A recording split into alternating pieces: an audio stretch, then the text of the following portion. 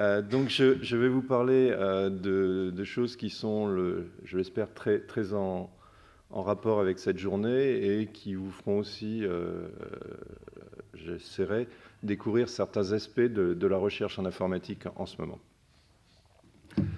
Alors le contexte, l'explosion des données, je crois que je vais passer très vite parce que tout le monde en est conscient maintenant, c'est plus la peine d'en parler. La croissance exponentielle, etc., on entend ça à peu près tous les jours à la radio. Alors, juste un petit zoom quand même, c'est sur l'individu. L'individu qui a des données sur des dizaines, des centaines de machines qu'il ne contrôle pas. Donc, vous avez des données un peu partout. Alors, ces données, j'ai essayé de faire la liste, c'est certainement pas limitatif, mais il y a de tout, hein. Il y a des données que vous avez vraiment produites et puis d'autres qui ont été coproduites. Il y en a qui ont été captées par des objets communicants. Il y en a qui ont été produites par des algorithmes.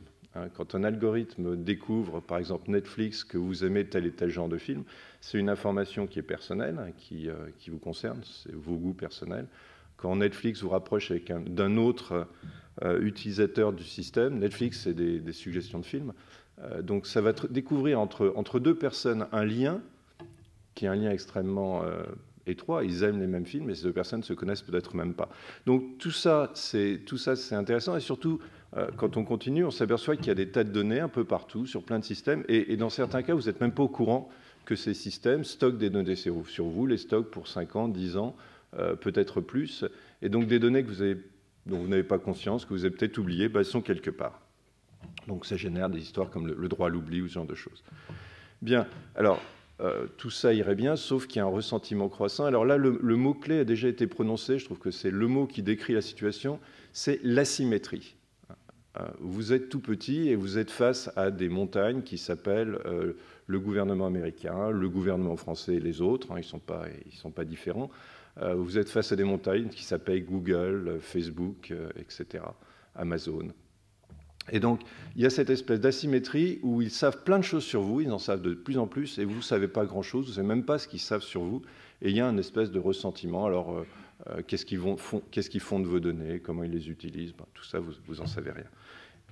Et c'est, à mon avis, quand on commence à regarder le nombre d'articles, de discussions, alors je ne suis pas sociologue, mais je suis sûr qu'il y a des études qui ont été faites, il suffit de regarder autour de soi, et les gens commencent à trouver ça un peu insupportable. Mais des trucs tout bêtes, hein.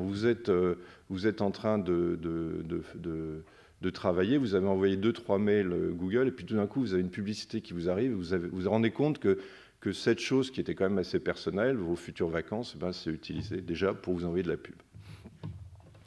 Alors, les alternatives, en tant qu'informaticien, je me dis, il doit y avoir des alternatives techniques. En fait, les alternatives ne sont pas tellement techniques, les alternatives sont des alternatives sociétales et des alternatives économiques. Alors la première chose qui est de dire, on va continuer à ne rien faire et on va continuer à avoir de plus en plus de données sur de plus en plus de systèmes. À la limite, c'est finalement pas si mal que ça, qu'il y ait beaucoup de systèmes, il n'y en a pas un qui domine tout. Et on va vivre dans un endroit où on ne peut pas faire ce qu'on veut parce que nos données, on n'arrive même pas à les croiser, on n'arrive pas à savoir ce qu'il y a dedans. Bon, c'est un bon plan pour les maladies psychosomatiques ou de tout genre. L'autre alternative, c'est de dire, finalement, ce serait bien s'il y avait un vainqueur. Alors le vainqueur, je m'en fous qui c'est, ça pourrait être Facebook, ça pourrait être Twitter, Google, je ne sais pas. Et il y a un jour quelqu'un qui aura toutes mes données. Alors ça, c'est simple, parce que s'il y a toutes mes données, quand je cherche des données, je sais à qui les demander. Ça facilite vachement ma vie. Par contre, d'un point de vue liberté, c'est pas forcément très bien. Et moi, c'est le genre de choses qui me fait un peu peur. Alors, dans certains pays comme la Chine, ça pourrait être le gouvernement. Le gouvernement a toutes mes données. Je ne suis pas sûr que je préfère que ce soit le gouvernement que Google qui ait toutes mes données. Alors, dernière possibilité, c'est il y a des gens qui y arrivent. Il y a des gens qui arrivent à contrôler des données. J'ai des copains, je pourrais vous donner leur adresse, qui savent contrôler toutes leurs données. C'est un travail quotidien, il faut refuser tous les outils qu'on vous propose, etc. Il faut commencer par devenir un geek. Alors si vous voulez, vous commencez par passer 1 ou 2 ans, si vous ne l'êtes pas déjà, à apprendre l'informatique, à apprendre à hacker les systèmes, etc., à apprendre la cryptographie. Vous ne communiquez plus qu'avec des amis qui utilisent aussi la crypto, et vous êtes tranquille. Moi, je n'ai pas trop envie de vivre comme ça, mais c'est possible. Alors, est-ce qu'il y a d'autres alternatives? C'est ce que je vais essayer de discuter avec vous ici. Une alternative qui est le PIMS, le Personal Information Management System. Alors ça va faire un peu marketing, hein, mais je n'ai rien à vendre. Alors, qu'est-ce que c'est qu'un Personal Information Management System? C'est une autre façon d'organiser toute cette masse de données. Hein, donc, d'essayer de briser l'asymétrie. Donc, le problème, c'est l'asymétrie. Le problème, c'est ils ont tout et vous n'avez rien. Et donc, l'idée, c'est moi, je veux avoir quelque chose aussi. Je vais aussi essayer d'avoir toutes mes données dans un endroit qui est à moi, que je contrôle. Alors, c'est là qu'il faut aller un peu plus dans le détail. Qu'est-ce que c'est qu'un service sur le web aujourd'hui? Qu'est-ce que c'est le service d'Amazon, par exemple? D'abord, c'est un super logiciel. Le service d'Amazon, c'est quelque chose qui marche bien, qui vous conseille des livres, qui vous vend des livres, etc. C'est très bien. Moi, j'utilise. Je n'ai rien contre. Je veux continuer à l'utiliser. Facebook, je ne sais pas, moi, j'aime bien. Je reste en contact avec mes amis. J'aime bien ça. Je ne vois pas pourquoi je n'utiliserais pas. Donc, c'est des très bons logiciels. Et ça, on ne va pas les jeter à la poubelle. Par contre, ces logiciels tournent sur des machines que je ne connais pas, qui ont mes données, et mes données sont sur ces machines et je ne sais pas où. Et c'est ça que j'aime pas. Ce n'est pas les super logiciels. Les logiciels qui font ce que je veux, je suis très content. Donc je vais voir si je pourrais avoir un peu le meilleur de tout. C'est-à-dire de super logiciels, les logiciels de Facebook, Google, etc., qui sont géniaux. Mais je voudrais les avoir qui tournent sur mes machines, sur mes serveurs ou sur mon serveur, et que mes données soient chez moi. Alors, la vie n'est jamais aussi simple, hein. Ils vont vouloir aussi les garder.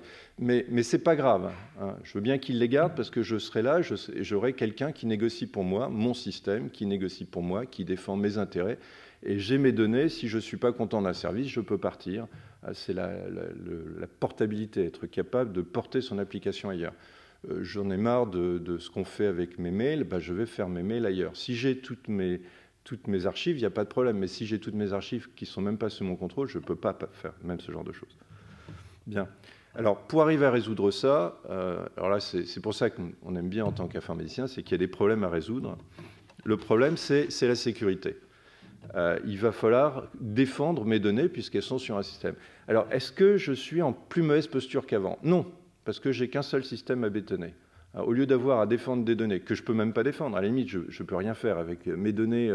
Vous avez parlé tout à l'heure des données qui étaient dans des serveurs des télécoms et qui ont été piratées et j'ai perdu toutes mes données. Sur mon serveur à moi, je pourrais peut-être les protéger plus. Alors vous allez me dire, est-ce que je peux protéger mieux que Google et Télécom? Je ne sais pas. En tout cas, je peux essayer de protéger bien. Et peut-être que les gens auront moins d'intérêt à m'attaquer moi qu'ils ont intérêt à attaquer un gros serveur. Donc la sécurité, déjà, ce sera mieux puisqu'elle sera sous mon contrôle. Et puis ensuite, ce sera qu'un point plutôt que des dizaines de points qui ne sont pas sous ma responsabilité.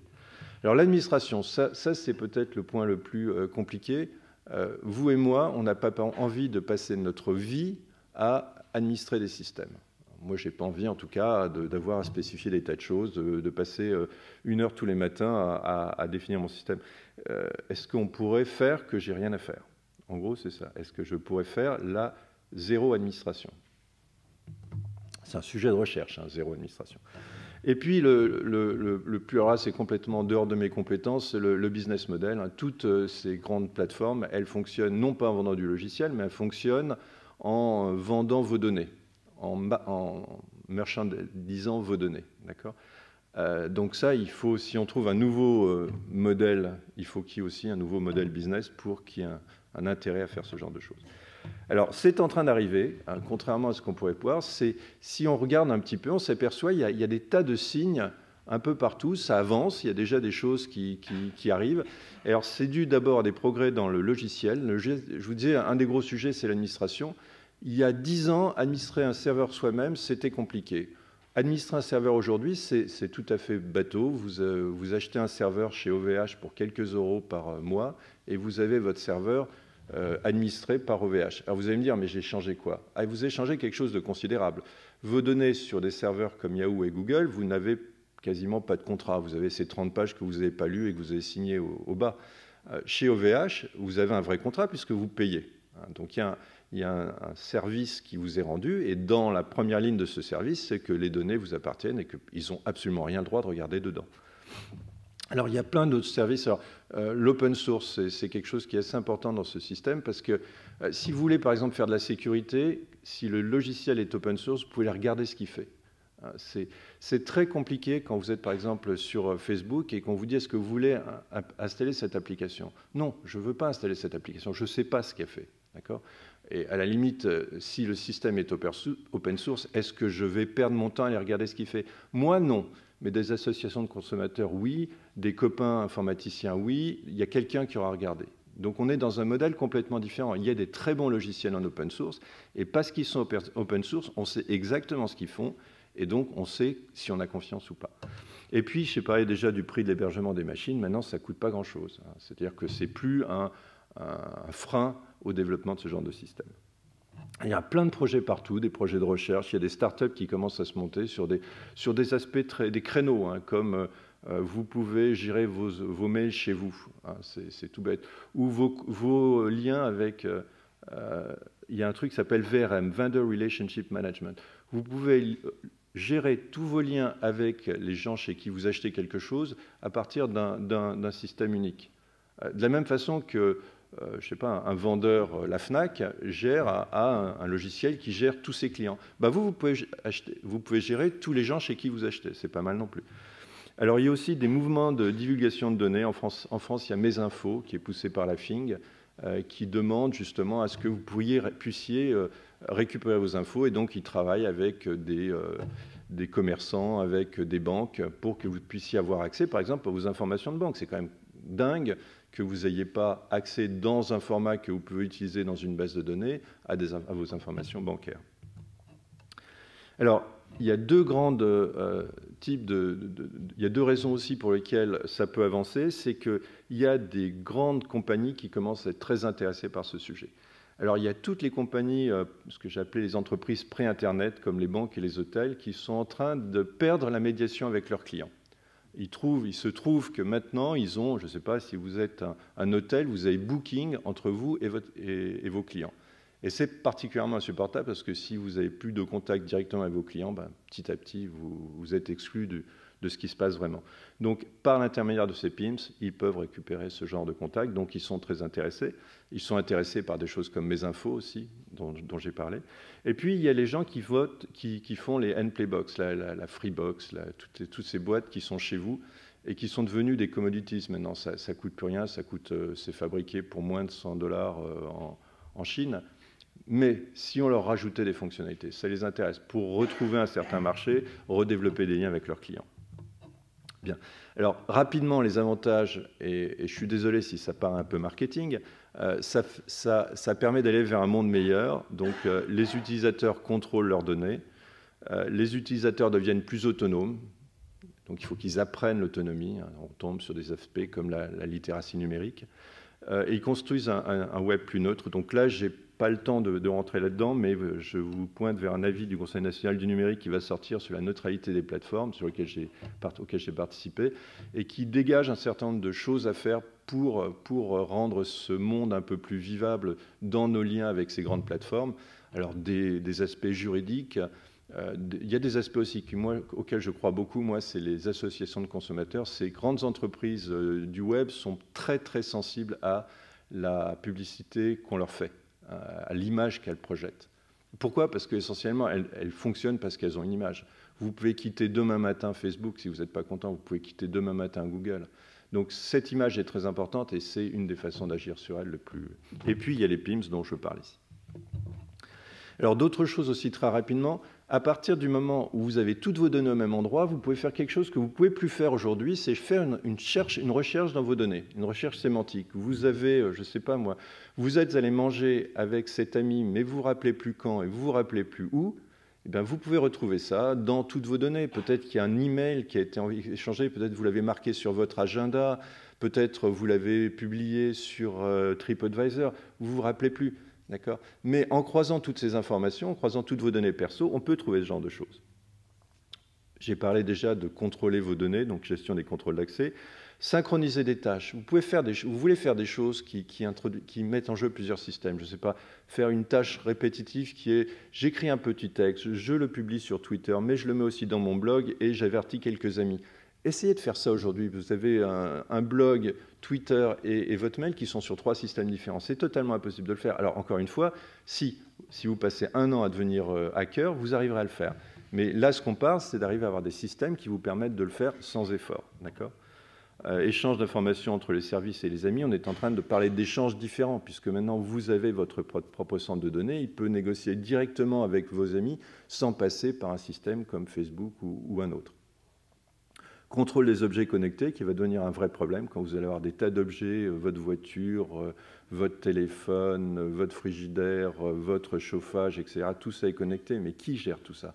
C'est vous qui allez devoir les gérer un par un. Vous allez passer votre vie à faire ça. Et puis, bien sûr, puisque ici on parle de big data, faire de l'analyse big data. Mais on est dans un mode différent. On raconte des tas de choses sur big data, mais la grande utilisation du big data aujourd'hui, c'est par ces grosses plateformes pour analyser toutes leurs données et vous vendre des trucs. Il y en a plein d'autres de possibles, mais la grande utilisation, c'est ça. À partir du moment où vous avez vos données qui sont regroupées, enregistrées, analysées, vous pouvez faire du big data sur vos données. Le système peut faire du big data sur vos données et puis être à votre service. Je ne sais pas, moi, surveiller votre alimentation, surveiller votre vie, surveiller votre santé et plein d'autres choses, puisque c'est à votre service. Bien. Alors, si vous voulez en savoir plus, vous m'envoyez un mail et je vous enverrai un article qu'on est en train d'écrire là-dessus avec Benjamin André, Cozy Cloud. C'est une petite boîte, une petite start-up qui essaie de développer un PIMS, et Daniel Kaplan de Laughing qui milite pour ce genre d'approche. Et pour le reste du temps, il me reste combien de temps? Encore un bon quart d'heure. Bon, alors je peux ralentir un peu. Pour le reste du temps, je vais essayer de voir en quoi le fait d'avoir vos données qui se réunissent, ce qui pour moi me paraît être une étape à venir du web Alors encore une fois, ce n'est pas forcément dans les PIMS, dans quelque chose que vous contrôlez. Ça, c'est ce que j'aimerais bien. Mais ça peut être toutes vos données regroupées chez un seul fournisseur, ce que j'aime moins, ou dans un gouvernement, à la communauté européenne. Je ne sais pas si je préférerais que toutes mes données soient regroupées à la communauté européenne ou chez Twitter, je ne sais pas. Je préférerais que ce soit sur un de mes serveurs. Mais imaginons déjà que ça arrive. Qu'est-ce qu'on peut faire avec ça? Alors, ce qu'on peut faire avec ça, et moi c'est ce qui m'intéresse et c'est là-dessus que porte ma recherche, c'est passer d'un système d'information dans lequel vous avez toutes ces informations, les textes que vous avez écrits, vos mails, les recommandations que vous avez pu faire dans des systèmes quelconques, etc. Plein d'informations. Faire transformer ça en une base de connaissances, c'est-à-dire arriver à créer de la connaissance autour de ça. Et ça veut dire quoi? Ça veut dire être capable d'identifier dans ces textes des entités comme des amis, dans un mail qui est adressé, le mail, c'est un ami, donc reconnaître que c'est cette personne. Dans le mail, vous parlez de quelqu'un d'autre, c'est un ami, reconnaître que c'est une personne. Donc reconnaître un petit peu les événements, les personnes, les lieux, les sentiments à l'intérieur de tout ce système d'information et construire une base de connaissances à partir de tout ça.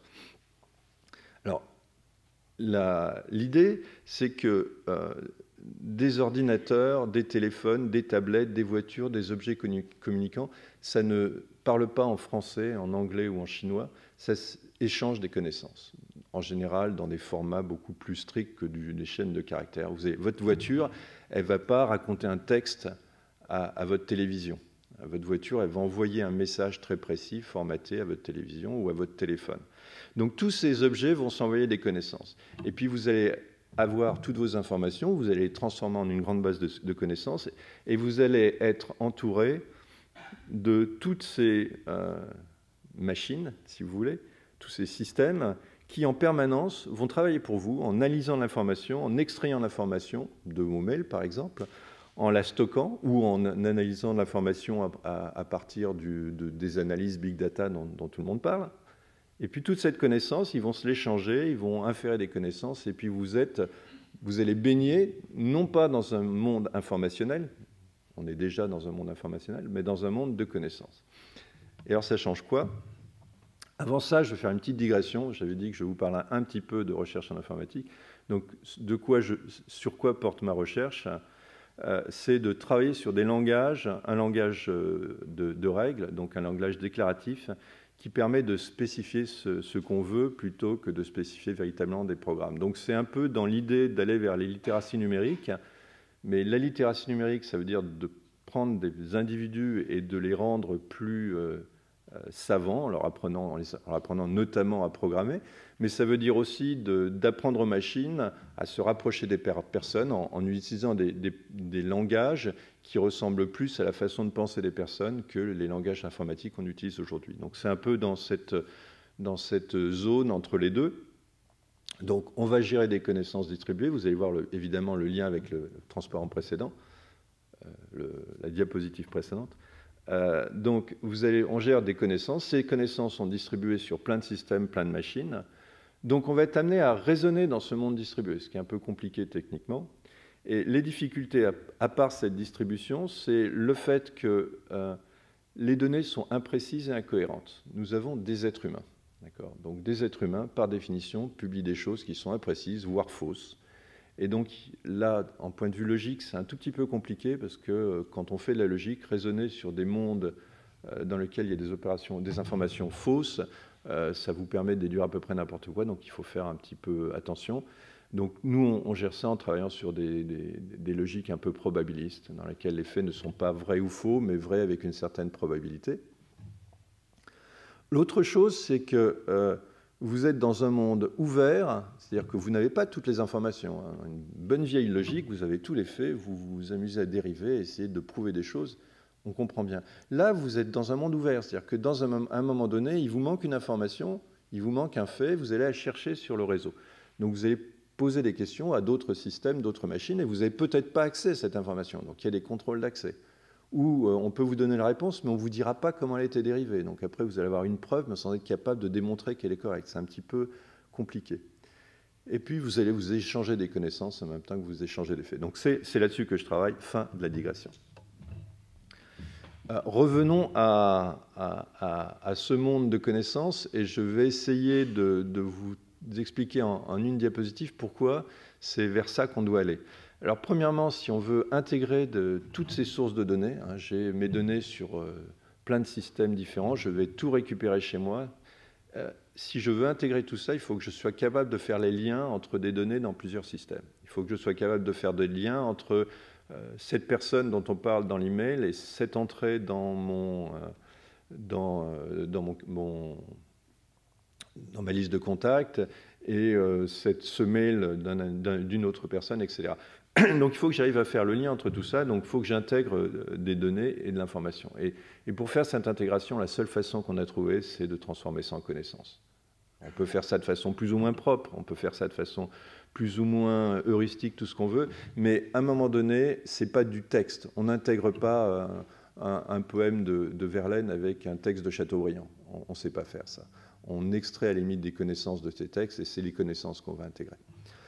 On va faire collaborer des services, et pour faire collaborer des services, il faut qu'ils se parlent. Et s'ils se parlent, on est en informatique, on se parle avec des choses structurées, on ne se parle pas avec du texte. Donc pareil, on est obligé de passer de l'information aux connaissances. On est obligé de faire de l'inférence, donc du raisonnement, et pareil, on raisonne avec des connaissances, on ne raisonne pas avec du texte. Alors, évidemment, il y a des interactions en permanence avec les humains, et ces interactions, les humains, eux, ils ont plutôt tendance à parler en français ou en anglais qu'en langage formel, en langage de connaissance. Il y a des difficultés, mais il faut quand même qu'ils puissent spécifier ce qu'ils veulent et interagir avec le système. Alors, où ça change tout, la première chose, c'est l'individu. L'individu, la personne dans ce sens, pas la machine, mais la personne a récupéré le contrôle de toutes ces données et peut faire tout ce qu'elle veut avec. Donc ça, c'est la première, la base, c'est pour ça qu'on l'a fait et éventuellement on est arrivé. Mais ce qui est intéressant aussi, c'est que ça change complètement les rapports entre individus, ça change complètement les rapports entre individus dans le sens où ils peuvent faire du réseau social sans passer par un intermédiaire, ils peuvent s'échanger des données de façon directe, en point à point, sans passer par un intermédiaire, ils peuvent se mettre dans des communautés qui choisissent. Donc, ce n'est pas pour dire que c'est inintéressant d'avoir un Netflix qui est capable de faire des liens entre des personnes qui ne se connaissent pas. Ça restera toujours intéressant. C'est toujours une connaissance importante de savoir qu'il y a quelqu'un dont vous n'avez jamais eu la moindre idée qui a les mêmes goûts que vous et ça va vous aider à choisir vos films. C'est très bien. Mais vous avez aussi envie de vous organiser en réseau, vous organiser dans des communautés. Alors le point que j'ai oublié de mettre sur cette diapo, mais qui est essentielle aussi, cela change évidemment l'asymétrie entre les plateformes et vous. Puisque vous êtes de nouveau, le contrôle de vos données, vous l'avez, et donc vous avez un petit peu rétabli cette espèce de symétrie qui est nécessaire pour que tout soit acceptable. Alors, ça ne règle pas tous les problèmes. L'analyse de volume de données, les 4 V, pour ceux qui connaissent les 4 V du Big Data, sont toujours là. La seule différence, c'est que cette fois, ce n'est plus les données de la plateforme, c'est vos données à vous. Éventuellement, ça peut être les données d'un groupe d'utilisateurs, les groupes d'utilisateurs de PIMS, sur une plateforme de PIMS. Mais encore une fois, il faut voir ce que ça a changé. Quand vous êtes dans une relation où vous n'êtes que client d'une plateforme, vous n'avez rien à dire. Si vous avez mis vos données sur un système personnel qui est géré par une plateforme qui gère tous ces systèmes personnels, vous avez choisi votre contrat. Et donc, il y a un engagement parce que vous êtes client, parce que vous payez. Donc, c'est vrai que là, il y a peut-être le truc sur lequel je suis passé un petit peu vite. La différence, c'est que vous payez votre service. Donc, du coup, vous n'êtes plus le produit, vous êtes le client. Et ça change complètement tous les rapports que vous allez avoir avec le système qui gère votre Personal Information Management System. Alors, du coup, comme vous payez, vous voulez que ce système, s'il fait de l'analyse de données, par exemple, le fasse à votre service. C'est complètement différent. C'est vous qui décidez quel service vous voulez. Est-ce que mes données peuvent servir à tel type d'analyse? C'est vous qui choisissez. Ce sont vos données et vous payez le service. D'accord. Alors, il reste quand même les problèmes qui vont pas changer. Où est-ce que se trouve l'information? Qu'est-ce qui est vrai? Qu'est-ce qui n'est pas vrai? Enfin, ça, c'est un sujet qu'on rencontre de plus en plus. Qu'est-ce qui est vrai sur la toile? Dans toutes les informations qu'on vous donne, qu'est-ce qui est vrai? Qu'est-ce qui est faux? Alors, la question, c'est que dans le temps, vous aviez votre journal, vous avez confiance dans Le Monde, parce qu'en général, il dit la vérité. Vous aviez confiance dans tel et tel ami, parce qu'en général, ils disent la vérité. Bon, vous aviez votre réseau avec vos interlocuteurs en qui vous avez confiance. Maintenant, il y a des millions de sources de données, des milliards de sources de données en qui vous avez confiance, en qui vous n'avez pas confiance, qui dit la vérité. C'est compliqué, ça ne peut être que déterminé par des machines, par des algorithmes. Ce n'est pas vous qui allez chercher tout ça. D'accord? Donc, où est la vérité? C'est compliqué à trouver dans un monde qui est ouvert, qui est distribué. Il n'y a pas tout le temps qu'une seule vérité, évidemment. Comment expliquer les réponses? Je voulais dire encore sur où est la vérité. Je ne parle pas forcément de vérité au sens de vérité importante comme dans Wikipédia. C'est important, ça aussi. Est-ce qu'un fait est vrai ou pas dans Wikipédia? D'accord? Le système de Wikipédia est fait de telle sorte qu'il maximise relativement la vérité, mais on peut quand même se poser la question sur ce genre de système.